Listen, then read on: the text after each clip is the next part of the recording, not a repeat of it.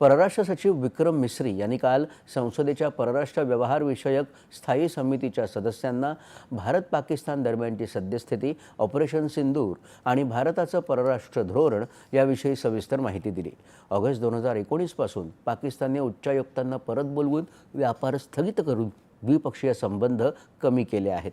दोन्ही देशांमधील संपर्कही बंद करण्यात आला आहे, असं परराष्ट्र सचिवांनी सांगितलं। ऑपरेशन सिंदूर दरम्यान अधोरेखित केलेल्या पंतप्रधानांनी मांडलेल्या भारताच्या नवीन दृष्टिकोनावर त्यांनी भर दिला। नुकत्याच झालेल्या सर्व घडामोडींच्या संदर्भात आवश्यक ती माहिती आणि भारताची भूमिका त्यांनी विशद केली। यावेळी समितीच्या 24 सदस्यांनी परराष्ट्र सचिवांच्या कामाची प्रशंसा केली, असं काँग्रेस नेते शशी थरूर यांनी या बैठकीनंतर सांगितलं। बैठक अत्यंत सकारात्मक वातावरणात झाल्याचंही थरूर म्हणाले। सर्व सदस्यांनी विचारलेल्या प्रश्नांची उत्तरही मिस्री यांनी दिल्याचं त्यांनी सांगितलं। ये बहुत डिटेल्ड और सैटिस्फैक्टरी जवाबें भी मिली है।